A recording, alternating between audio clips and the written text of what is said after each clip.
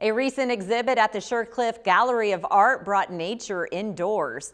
Photojournalist Dave Novak shows us how the two artists brought light to forests through the seasons, as well as how rising sea levels and salt water are threatening coastal forestry life. We're really excited to have this show at the Shircliff Gallery of Art.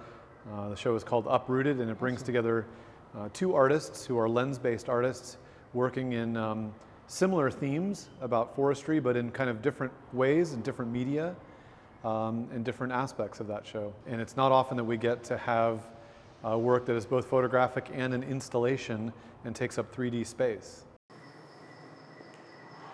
Laura Greenwood's installation Resonance, we've seen people come in and just wander through her virtual forest and enjoy the meditative sounds of birds and wind from the video and just kind of delight in that experience. I believe that awe exists, though, not just in contemplating the magnitude of the universe, but in everyday moments if we allow it to.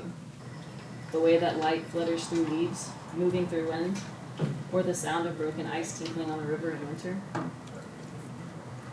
And allowing ourselves to really focus on these moments and experience them. So this was inspired by the forest and nature. I've always loved nature, always loved hiking, backpacking, camping. And just looking at trees, and they seem to have their own personality, and started looking at them closer and thinking about relationships.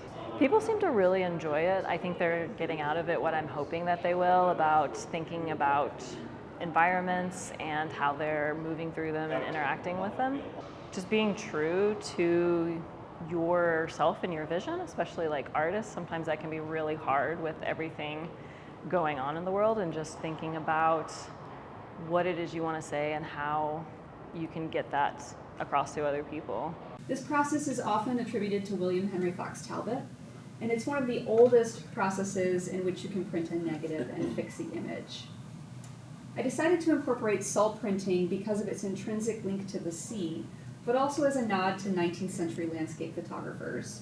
I've been working on this body of work about a place in North Carolina called Dare County, where there are growing ghost forests, which are the result of saltwater intrusion into the landscape, and a lot of dying trees because of that. The reaction to the exhibition's been really great. I've had a lot of positive feedback. People are really interested in knowing about the history of the landscape, who's been the stewards of this land, which is something I've been researching, from the indigenous peoples to the maroon communities living in the area, to the colonial timber industries, all the way up until the current residents.